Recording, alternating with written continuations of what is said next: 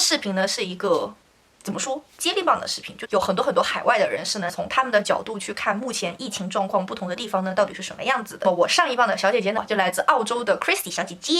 看了她在澳洲的状况呢，你们也可以来看看这次疫情期间我在意大利的状况。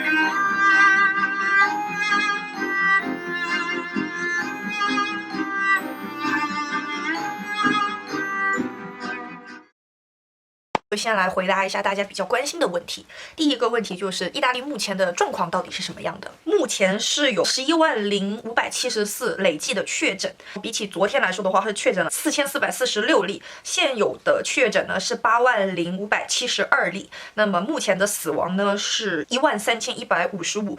就是昨天的死亡是712例。意大利治愈的数额呢是16847。那么意大利的官方的措施没有特殊的情况的话呢，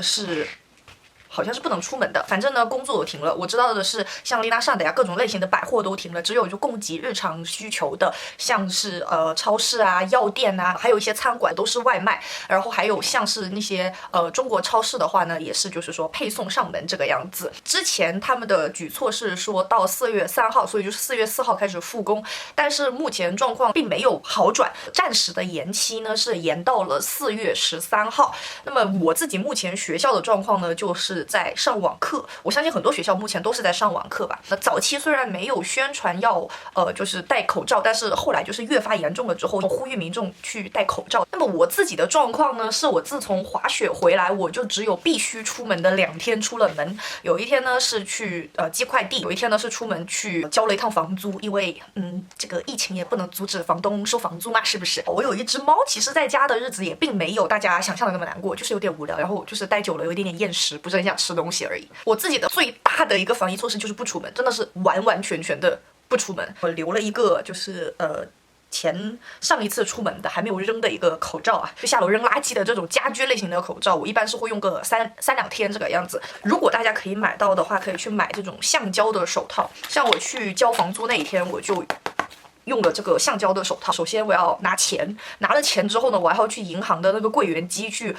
存钱，然后存了钱之后再去转账，就是避免不了要碰很多公众的东西，所以来说的话会有一点心慌慌的。反正我出门的时候就一直戴着手套。另外的话呢，是一个这种消毒液，我这颗是新的，我有一个开的，我就放在门口那边。从外面回来，我一定要把手洗一遍，消耗量相对而言不大。如果你不是说必须每天要出门的话，它的消耗量是很少的。很多人会问我说，为什么我不回国？其实我是有做风险考量的，然后有加上经济方面的考量。在疫情期间去挤飞机，就是一个高风险高投入，基本上回报有可能甚至没有的一件事情。加上我又有一只猫，我要养猫，我不可能就是把同一个猫扔在家里，它饿死了怎么办？当时我爸问我想不想回，我说不想回，他就说果然是我女儿，我也不想让你回。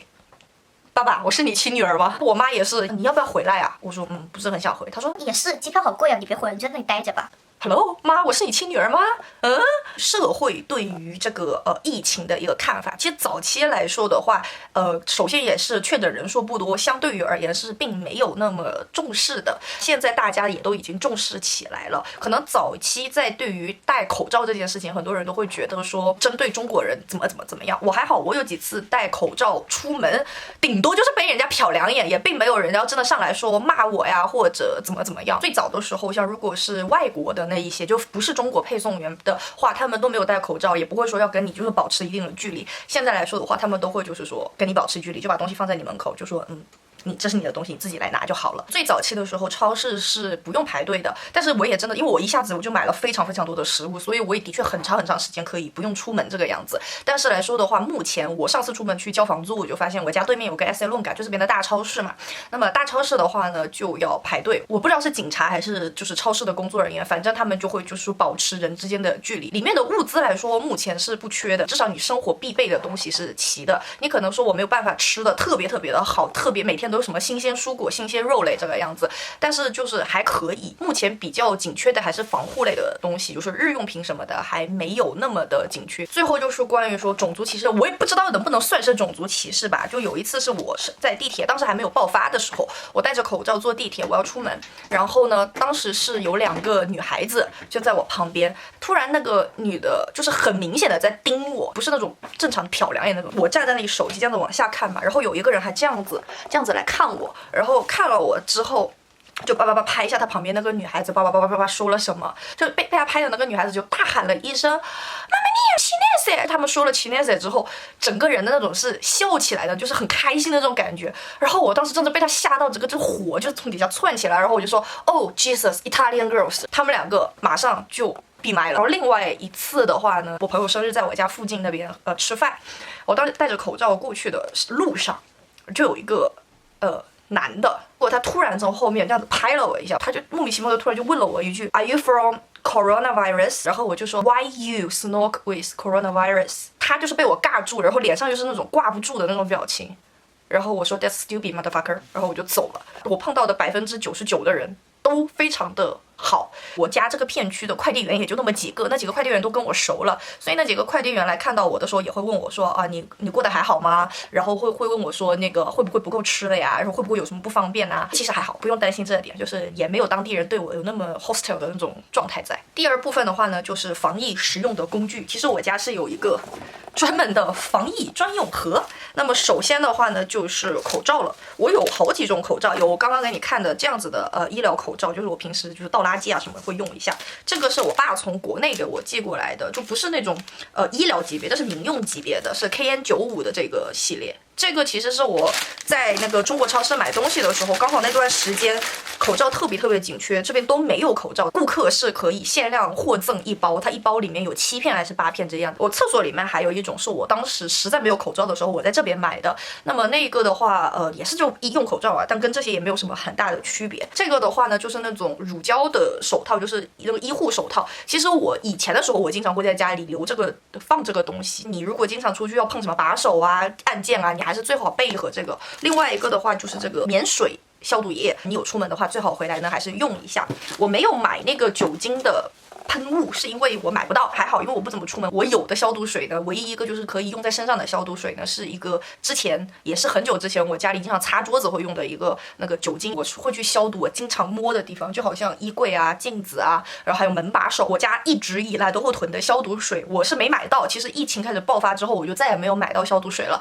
那是我家之前剩的，因为我平时拖地我都一定会用消毒水拖的。我发现他们的消毒湿巾还是有挺多的库存的。那么我就说，如果你们买不到消毒水的话，可以去试试看有没有消毒湿巾。这个消毒湿巾算是帮到我。我平时在家里做卫生的时候就擦马桶啊，然后的话就是说擦一下就是酒桶常待的地方啊，都是用消毒湿巾。它一包很厚，我记得它一包好像40多片还是50多片，其实挺耐用，它纸巾也很大。就是说这个疫情期间用这种消毒类的东西一定要省，所以你可以把它分成很多的瓣来用。还没有爆发的时候，我就买了一把 Bissell 的蒸汽拖把。其实是那段时间我很喜欢看那个 Clean With Me 的那种视频，我就发现那些比较大的那种 Clean With Me 的频道呢，他们人手一把 Bissell 的那个蒸汽拖把，我就买了一把。因为我发现意大利挺好卖的，意大利亚马逊就有的卖，我就买了一把，价格不是特别贵，120欧不到。我好像我记得买的是90多还是100几欧这个样子。你没法肉眼看它到底消没消到毒，但是它的蒸汽是100度还是90多度，你在家里就拖一遍的话，怎么地也会比较安心。那么最后一个我觉得比较有用的东西呢，就是体温计，欧姆龙的那个体温计。疫情最早开始的时候，我是很慌张，我就很怕自己我在外面见过那么多人会不会感染了，所以的话我就每天量3次体温，然后加上我老父亲天天要跟我语音，天天要跟我视频，就要监督我，就是说测体温。你不用说太过于慌张，如果超过了37度，因为你要看你正常的体温是什么样子的。有的人他可能就是体温会稍微高一点点，有的人的体温呢会稍微低一点点，只是说普通而言，大多数人的基准体温是36.5到36.8这个样子。我自己在疫情当中的一些建议，首先第一点的话，我是建议大家能在网上买菜就尽量在网上买菜。像如果你们是在米兰的话，因为我也不知道意大利其他地方的那种中超有些什么样的服务，我自己在这边来说的话，我没有用过他们这里当地的配送服务，就当地超市的配送服务，我用的都是中国超市的那种配送服务。我平时也经常买，因为我这个人比较懒，然后我买菜一次也买很多。我在疫情没有开始之前，我也是天天在网上买菜的，我很少就说自己跑到那个超市里面去买菜这个样子。这段时间的话呢，他们可能有一些商品会有一定的限制，然后配送也没有那么及时，但是总而言之，他们的配送还是很专业的，就是说不会跟你有过多的那种接触。如果你的东西真的很多的话，他可能顶多是会帮你拿到你的电梯间比较好、比较方便的买到菜，也相对来说的话比较安全，就把你感染的几率降到最低。如果你是在米兰的话，最好还是就是说加他们的微信。平时的话，他是晚上不会关门的，就说你只要晚上下了单，他就是有时间就会给你送过来这个样子。但是现在疫情期间，他们的那个单量激增，所以来说的话呢，他们每天都有固定的点去上班，所以大家的话最好还是去关注一下，就是去加他们的微信。我知道的是国际视都、和睦商行跟永春他们都有那个。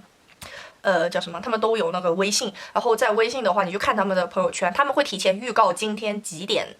上班。那么如果就是几点开门，那么时间到了呢，你就赶紧冲去把单买了，他基本上会在3天之内给你送达。你可以先去他们的超市把你要的东西都选好，你尽可能选多一点，就是买多总比买少好，就尽可能的呢去选多一点之后，他如果有哪些东西没货了的话呢，他会很及时的把这个东西下架，然后你就买单的时候就没有这个东西，因为他们都有起送价嘛，他这个起送价如果你没到达，然后你又去加其他的东西的话呢，就可能错过了他买单的时间。所以一般来说，如果他们说是起送价是60，我都会调到120，我就不信我有那么背，我有一半的东西都能没货的。我觉得这段时间比较适合囤的一些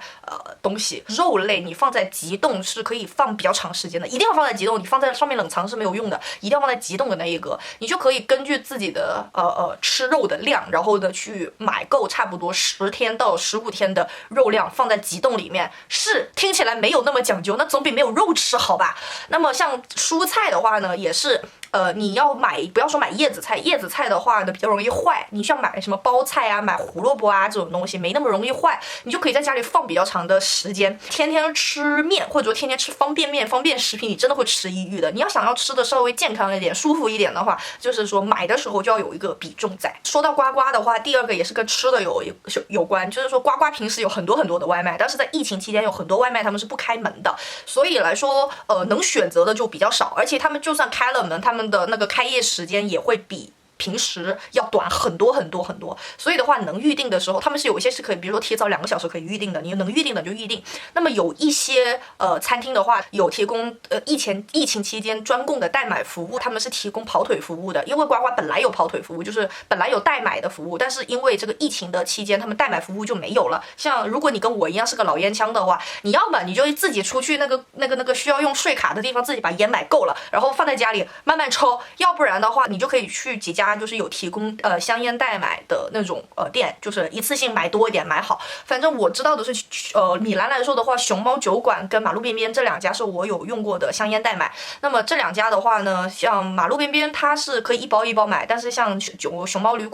酒馆的话，我当时我跟他买是一条一条买的，不是说你不是老烟枪，你不抽烟就这个用不到了。像我刚刚说的这个就是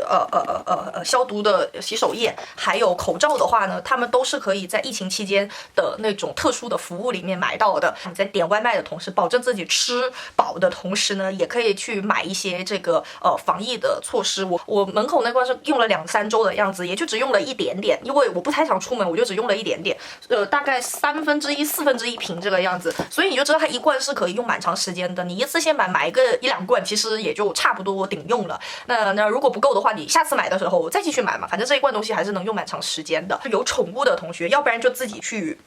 超市里面排队，好好的去排那个队。我知道的是，如果你不早点出门的话，排队时长基本上都是1个小时到1个半小时了。所以来说，宠物的用品呢，你最好一次要买就买多一点。你家没有猫粮了，或者说你觉得猫粮不太够了，目前在还能买的期间，还是给它囤一点。我在这边黑五期间7折给酒桶囤了很多粮，反正目前看来是一个很明智的选择。当时真的好多人第一时间来问我说，你家物资还够吧？酒桶不会饿着吧？ Hello，想想就气。你的楼里会有一些老人的话呢，你们可以就是说关怀一下，你可以写一张纸条，然后的话呢，去就是说用保鲜袋去把那个口罩给封起来。在你有多的情况下，你不需要就是完全舍己为人，自己一个都不留。在有多的情况下，可以去帮助别人。如果你是那种一个一个包装的话，就更好了。写一张纸条放在公共的区域，大概里面放5个10个。如果有人有出门的这一种需求的话，如果他们是真的买不到口罩的话呢，这对人家也是一个很好的帮助。他如果没有口罩，他又必须要出门的话，你们住一栋楼的，他如果真的不幸感染了，你会有多大的风险？大家好才是真的好嘛。暴露了年龄。那疫情期间，如果你真的需要出门的话呢，你也要规划好你出门要干什么。比如说我家垃圾袋没有了，明天说我家水喝完了，可以在1天之内做完的事情，你都尽可能的都在这1天之内把它做完。这件事情集满，你就可以出门了。最好的方法就是用那个便利贴。就是在你家最显眼的位置，你要干什么，然后写一下，啪往上一贴。你可以分颜色，就是最重要的是用什么样子的贴，然后就是相对没那么重要的是用什么样颜色的来写。这样子的话，你就可以根据事情的轻重缓急，然后决定哪些事情先做，哪些事情可以再等等。如果你是想到说我今天要去交房租，然后我就出门交了房租，然后回到家之后浪费了一个口罩了，你说哎呀我油忘记买了，哎呀我水忘记买了，那你又得出一趟门。是一个比较简单的自测方法，你大口的呼气，就是呼进来，然后憋住气，这是检查你的肺部有没有纤维化的一个操作步骤。你大概 hold 住呼吸10到15秒，你不会觉得憋，你不会觉得喘不上气，你不会就是从肺腔里面就想要咳嗽。其实这样子的话，基本上你的肺都是没有问题的。最后一个我可以给大家的防疫意见是什么呢？很简单，别出门。虽然跟之前很重复，就是不要想着出门，不要觉得我太闷了。就是你在你家阳台这里多待几分钟，你都有可能就是说会被飘起来的病毒感染。那自然就是门都少出一点，就是气都少透一点。你每天就是开个窗透个1个小时的气，够了。我真的是我平时我都怎么说呢？平时我都没机会在家待，就是光明正大在家待这么久。这时候能让你光明正大在家里待这么久，就待这么久吧。到了最后一个部分，到底疫情期间我们可以做点什么呢？天哪，这需要说吗？当然是看我的视频啦！我的视频个个都那么长，你1天看1个都够你看很久了。当然不一定要看我的视频啊，看电视剧啊。就说平时没时间给你看，这个时候你不看吗？我又去复古去了。我最近在看战神，我其实在暑假的时候已经看过一次战神了，但是周渝民是我老公，周渝民可太帅了，然后我又看了一遍战神。与宏愿夺夫之恨不共戴天，不仅是周渝民帅啊，我很喜欢的主题曲《零》。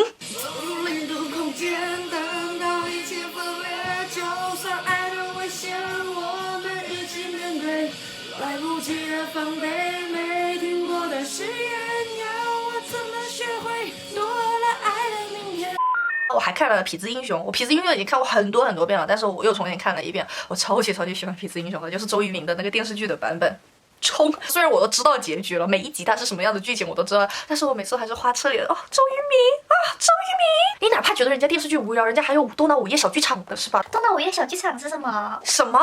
你不是这种人，那我们就干点学习常干的事情。如果你在海外的话，多背几个单词，多看几本书，不好吗？我整个人都陷入了学习的状态，因为之前看剧就密集看剧，快把我看吐了。我慢慢的也进入了学习的状态，背单词啊，我1天背20个，背的可开心了。看书啊，你哪怕看《金瓶梅》也是看了，是不是？《金瓶梅》的那个里面的文化底蕴啊，世俗文学啊，还是很深沉的呢。消遣，好好的消遣，真的是奉旨消遣，还不开心？如果你是一直想断舍离又没有断舍离的话，断舍离啊，可以开始断舍离啊，做大扫除啊。就说平时我没有时间天天就是给家里打扫卫生，现在隔离在家的时候，不要说每天打扫卫生了，你每天打扫2次卫生的时间都有了，那就趁这个时候好好的给家里里里外外做一次消毒。我现在真的是无聊的时候拿这个抹布清洁剂在家里到处擦，真的是要改变了我，这个疫情改变了我。你觉得这件事情做了都很无聊，那不如这样吧，给自己列清单，这是我准备开始干的事情。我有多少件衣服啊？我有多少个护肤品啊？我有多少个化妆品啊？我有多少书啊？我有多少碟啊？我有多少 CD 啊？我家里还有多少布料啊？它就算4月13号它能正式的开工开学的话，绝对够我做这些事情了。